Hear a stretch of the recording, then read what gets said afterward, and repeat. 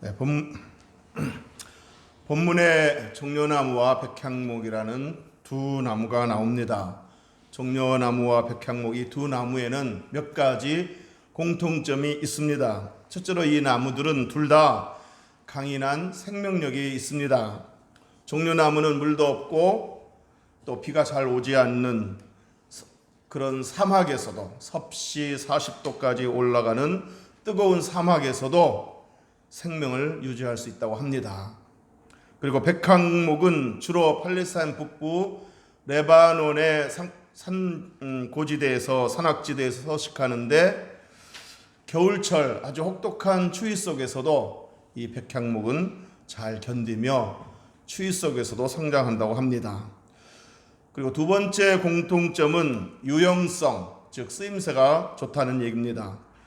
종려나무는 대추 야자라고 하는 열매를 맺는데 이 열매는 약재로 많이 쓰인다고 합니다. 그리고 종려나무 이파리는 또 섬유질이 많고 질겨서 실을 만드는 데 쓰고 비행기 구명 로프를 만드는 데도 쓰이고 여러 가지 가재 도구로도 많이 쓰인다고 합니다. 그리고 종려나무에서 나오는 수액은 향이 좋아서 향유와 화장품 재료로 많이 쓴다고 합니다.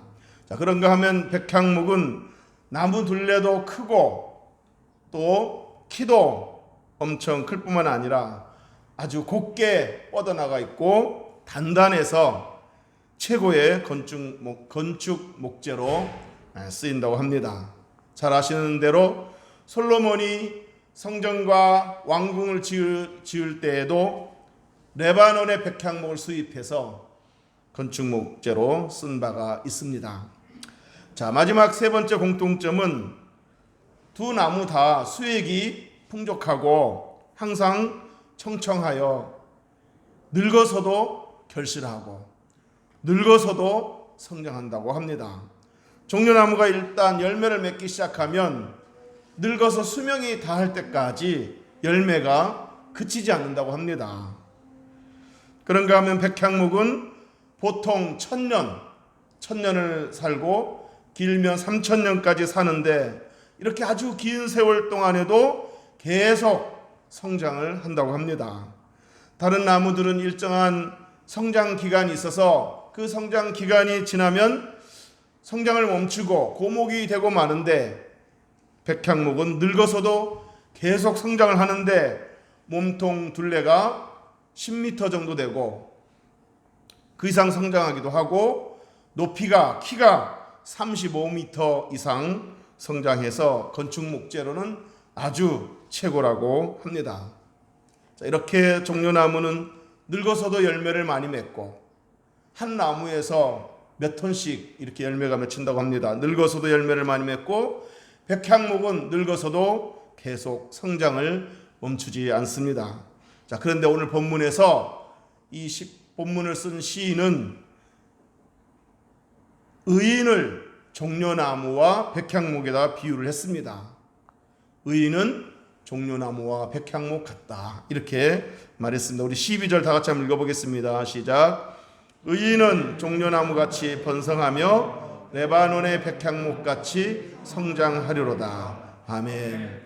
자, 여기서 의인이란 완전한 사람, 완전히 의로운 사람, 이런 사람을 의미하지 않습니다. 여기서 의인이라는 말은 하나님과 올바른 관계를 가진, 하나님과 복된 관계를 가진 구원받은 하나님의 백성, 또 구원받은 하나님의 자녀들을 의미합니다. 나아가서 하나님의 자녀일 뿐만 아니라 하나님의 백성일 뿐만 아니라 나아가서 하나님과 친밀한 관계를 잘 유지하면서 하나님을 경외하고 또 하나님께 잘 순종하고 하나님을 기쁘게 해드리려고 노력하는 그런 하나님의 사람을 의미합니다. 자, 이러한 하나님의 자녀, 하나님을 경외하는 사람은 마치 종려나무 같아서 번성하고 마치 백향목 같아서 계속 성장한다는 것입니다. 자, 그리고 종려나무와 백향목처럼 늙어서도 결실하고 진액이 풍족하여 항상 푸른 빛이 청청하다고 했습니다. 우리 14절 다 같이 한번 읽어보겠습니다. 시작. 그는 늙어도 여전히 결실하며 진액이 풍족하고 빛이 청청하니. 아멘. 의인은, 즉 하나님의 자녀된 사람들, 하나님을 경외하는 사람들은 늙어도 이 종려나무와 백향목처럼 늙어도 여전히 결실하고 늘 수액이, 진액이 풍족해서 빛이 청청하다 그랬습니다. 자, 그런데 하나님의 자녀, 하나님을 경외하는 사람이 종려나무처럼 번성하고 백향목처럼 성장하는 데는 이유가 있습니다. 오늘 본문의 13절 우리 다 같이 한번 읽어보겠습니다. 시작. 이는 여호와의 집에 심겼으며 우리 하나님의 뜰 안에서 번성하리로다. 아멘. 하나님을 경외하는 사람이, 하나님의 자녀가 하나님 이 종려나무처럼 번성하고 백향목처럼 성장하는 데는 이유가 있는데, 그 이유는 뭐냐? 하나님의 집에 심겨졌기 때문에, 하나님의 뜰에 있기 때문이라는 겁니다. 하나님의 집, 하나님의 뜰에 심겨졌다는 말은 뭘 의미하는 거겠습니까? 바로 하나님의 권속이 되었다는 얘기입니다. 하나님의 가족이 되었다는 얘기입니다. 하나님의 가족이기 때문에 하나님이 특별히 더 아끼시고 돌보신다는 의미가 되겠습니다. 하나님의 집에 심겨졌다는 말은, 하나님의 뜰에 있다는 말은 하나님이 아끼시고 하나님이 특별히 돌보시고 하나님이 더 애끼신다는 그런 의미가 되겠습니다. 마치 하나님께서 종려나무와 백향목이 번성하고 성장할 수 있도록, 또 늙어서도 결실하고 진액이 풍족하고 빛이 청청하도록 새벽마다 이슬을 주시고 때에 따라 이른 비와 늦은 비를 주시듯이, 하나님의 집에 심겨진 하나님의 자녀, 하나님을 경외하는 사람들에게 하나님께서 은택을 날마다 입혀주신다는 겁니다. 영육간에 번성하고 성장하도록, 풍성한 아름다운 열매를 맺도록, 항상 푸르름을 유지하며 살도록 날마다 하나님의 은택을 입혀주신다는 얘기입니다. 우리 시편 104편 16절을 다 같이 한번 읽어보겠습니다. 시작. 여호와의 나무에는 물이 흡족하며 곧 그가 심으신 레바논 백향목들이로다. 아멘. 자, 여호와의 나무에는 물이 흡족하다 그랬습니다. 그러니까 여호와 하나님의 심으신 나무, 하나님이 아끼시고 돌보시는 나무는 물이 흡족하다 그랬습니다. 자, 이 구절을 개역 한글 성경에는 이렇게 번역해 놓았습니다. 여호와의 나무가 우택에 흡족하며, 여호와의 나무가 우택에 흡족하며 그랬는데, 여기서 우택이라는 말은 비가 주는 혜택을 말합니다. 비우자, 혜택할 때 택자, 비가 주는 혜택을 말합니다. 자, 그렇지만 비가 주는 혜택이라고 했지만 엄밀히 말하면 비는 누가 주십니까? 하나님 주시지 않습니까? 자, 그러니까 엄밀히 말하면 하나님의 은택을 말하는 겁니다. 그래서 여호와의 나무가 우택에 흡족하며, 이 말은 결국 여호와의 나무가 하나님의 은택에 흡족하며, 그렇게 번역될 수 있는 겁니다. 하나님이 심으신 백향목이 하나님의 은택을 흡족하게 받으며 살아가듯이, 하나님의 집에 심겨진 하나님의 자녀들이, 하나님을 경외하는 하나님의 사람들이 하나님의 은택을 흡족하게 받고 산다는 의미가 되겠습니다. 여러분, 모든 피조물이 다 마찬가지겠지만 특별히 하나님의 자녀들은, 하나님의 사람들은 하나님의 은택이 없으면 하루라도 살 수 없는 그런 존재들입니다. 하나님의 은택이 없으면 그 어떤 노력도 결실을 맺을 수 없는 그런 존재들입니다. 날마다 하나님의 은택을 입어야만 사는 저희들이고, 또 실제로 하나님께서 은택을 주셔서 저와 여러분이 하나님의 은택을 입고 사는 복된 사람인 줄 믿고 감사하는 저와 여러분 되시기를 주의 이름으로 축복합니다. 시편 1편에서 하나님의 자녀들, 하나님과 동행하는 사람들은 마치 시냇가에 심겨진 나무와 같다 그랬습니다. 복 있는 사람은 악인들의 꾀를 따르지 아니하며 죄인들의 길에 서지 아니하며 오만한 자의 자리에 앉지 않는다고 했습니다. 오직 여호와의 율법을 즐거워하고 그의 율법을, 하나님의 말씀을 주야로 묵상한다고 했습니다. 이러한 사람은 마치 시냇가에 심은 나무와 같다, 이렇게 시편 1편에서 말했습니다. 이런 사람은 마치 시냇가에 심은 나무가 철을 따라 열매를 맺으며 그 잎사귀가 마르지 아니하고 늘 형통하고 풍성한 것처럼, 이러한 사람은 하나님의 사람들, 하나님을 경외하는 사람들은 시냇가에 심겨진 나무처럼 열매가 풍성하고 항상 잎이 푸른 형통한 삶을 산다고 했습니다.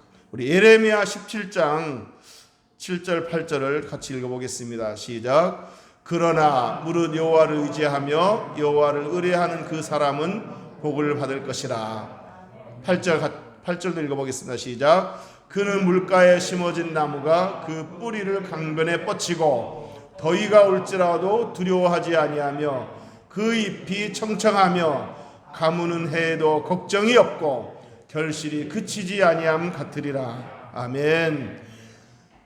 방금 읽은 말씀대로 물가에 심겨진 나무는 더위가 와도 걱정이 없고 겨울이 와도 걱정이 없다는 겁니다. 물가에 심겨졌기 때문에 항상 수분을 공급받을 수 있다는 얘기입니다. 이처럼 하나님을 경외하는 사람들, 하나님을 의지하는 사람들, 하나님의 은택을 입고 사는 사람들은 물가에 심겨진 나무 같다는 겁니다.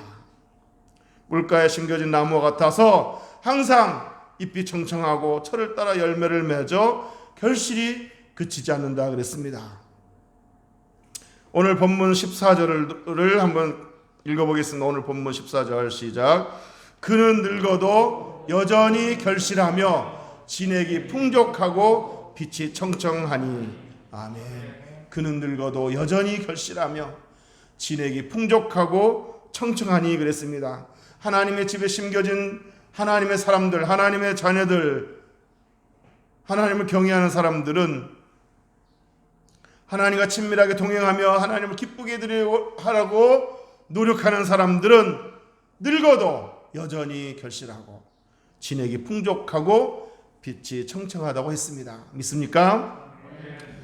저는 오늘 어버이 주일을 맞이해서 우리 교회 어르신들을 이렇게 축복하고 싶습니다. 우리 교회 어르신들이 항상 잎이 청청하고 진액이 풍족한 종려나무와 백향목 같은 분들이 되시기를 주님의 이름으로 축복합니다. 또 이제 60을 바라보고 또 60이 넘은 또 우리 온전교회 가족들 모두가 이렇게 다 잎이 청청하고 진액이 풍족한 종려나무 같고 백향목 같은 우리 성도님들이 되기를 주의 이름으로 축복합니다. 그래서 늙어서도 열매 맺고 늙어서도 계속 성장하는 종려나무와 백향목 같은 우리 성도들, 어르신들이 되기를 주님의 이름으로 축복합니다. 자, 우리 어르신들이 연세가 많이 드셨어도 맺을 수 있는 열매가 있다면 뭐가 있겠습니까? 여러 가지가 있을 수 있겠지만 두 가지만 추천해 드리도록 하겠습니다. 첫째로 성령의 9가지 열매를 추천해 드리고 싶습니다. 성령의 9가지 열매, 사랑, 희락, 화평, 오래 참음, 자비, 양선, 충성, 온유, 절제, 이런 그 성령의 9가지 열매는 성령 충만한 자에게서 볼 수 있는 아름다운 성품의 열매라고 할 수 있습니다. 사랑, 희락, 화평, 오래 참음, 자비, 양선, 충성, 온유, 절제, 이것들은 다 성품의 열매입니다. 성령 충만한 자에게서 볼 수 있는 아름다운 성품의 열매입니다. 여러분, 사람들 중에는 그런 사람이 있습니다. 나이가 들어가면서 점점 꼬장꼬장해지고 점점 까칠해지고 성격이 점점 괴팍해지는 분들이 있습니다. 나이 들면서 안 좋은 쪽으로 더 변해가는 사람들이 있습니다.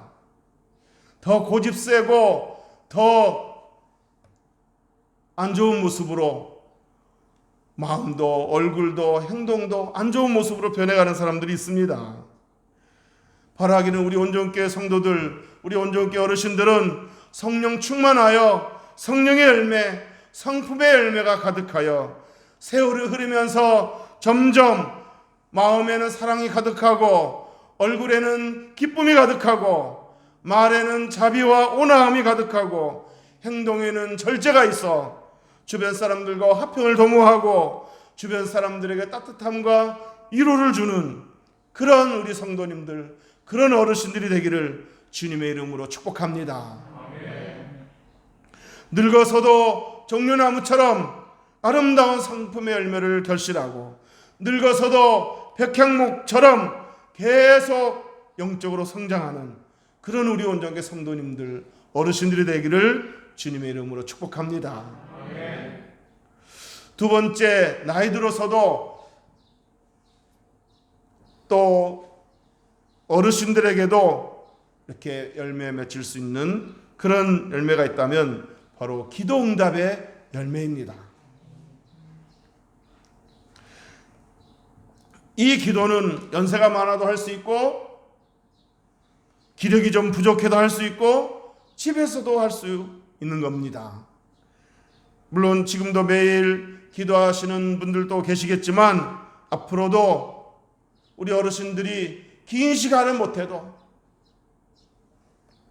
짧게라도 매일매일 기도하는 어르신들이 되기를 주의 이름으로 축복합니다. 기도하실 때 우리 어르신들의 지금의 노년의 삶을 위해 기도할 수 있기를 바랍니다. 지금 나의 노년의 삶을 위해서 기도하는 겁니다. 어느 시편 기자는 이렇게 기도했습니다. 우리 시편 71편 9절 읽어보겠습니다. 시편 71편 9절 시작. 늙을 때 나를 버리지 마시며 내 힘이 쇠약할 때 나를 떠나지 마소서. 아멘. 우리 어르신들도 하나님, 늙을 때 나를 버리지 마시며 내 힘이 쇠약할 때 나를 떠나지 마소서. 이렇게 간구하시기를 주의 이름으로 축복합니다. 이렇게 간구하실 때 우리 하나님께서 우리 어르신들을 하나님께서 떠나지 않으시고 늘 함께 하시고 동행하실 줄로 믿습니다. 평생에 지키시고 평생에 위로하시고 평생에 인도하실 줄로 믿습니다. 그래서 다윗은 내 평생에 하나님의 선하심과 인자하심이 정녕 나를 따르리니 내가 여호와의 집에 영원히 거하리로다라고 고백했습니다. 우리 어르신들이 날마다 이렇게 짧게라도 하나님께 남은 생을 맡기며 기도할 때 하나님께서 평생에 선하시고 인자하신 선한 목자 되신 우리 하나님이 남은 생에 평생에 하나님께서 지키시고 인도하실 줄로 믿습니다. 이사야 46장 4절에 이렇게 하나님이 약속하셨습니다. 다 같이 한번 읽어보겠습니다. 시작. 너희가 노년에 이르기까지 내가 그리하겠고 백발이 되기까지 내가 너희를 품을 것이라. 내가 지었은즉 내가 업을 것이요 내가 품고 구하여 내리라. 아멘. 너희가 노년에 이르기까지 내가 그리하겠고 백발이 되기까지 내가 너희를 품을 것이라.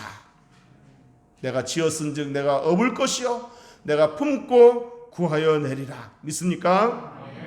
이 말씀을 붙잡고 우리 어르신들이 기도할 때 하나님, 노년에 이르기까지 백발이 되기까지 나를 품을 것이라고 하셨으니, 나를 업을 것이라고 하셨으니, 품고 구하여 내리라고 하셨으니 노년이 된 저를 품어주옵소서, 안아주옵소서, 붙들어주옵소서, 업어주옵소서 라고 기도할 수 있기를 주의 이름으로 축복합니다. 또 우리 온전교회 성도들의 부모님을 위해서, 멀리 떨어져 있는 부모님을 위해서, 요양원에 계신 부모님을 위해서 기도할 때 하나님, 노년이 된 백발이 된 우리 부모님 하나님 품어주옵소서, 안아주옵소서, 업어주옵소서, 위로해 주옵소서라고 기도할 수 있기를 주의 이름으로 축복합니다. 이렇게 기도할 때 우리 하나님이 어르신들의 기도를 들으시고 응답하시사 품어주시고 안아주시고 업어주시고 붙드시고 인도하셔서 노년의 삶을 아름답고 복되게 이어가게 하실 줄로 믿습니다. 그렇게 하시기를 주님의 이름으로 축복합니다.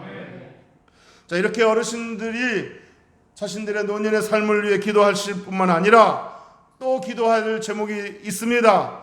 우리 어르신들의 자녀들, 손주들을 위해서 기도할 수 있기를 바랍니다. 성경에 많은 하나님의 사람들은 자녀들, 손주들, 후손들을 위해서 기도로 축복해 주었습니다. 아브라함도 그랬고 이삭도 그랬고 야곱도 그랬습니다. 특별히 야곱이 아들 요셉에게 해주었던 그 축복 기도가 참 인상적인데 이렇게 축복 기도 해주었습니다. 창세기 50장 22절 한번 읽어보겠습니다. 시작.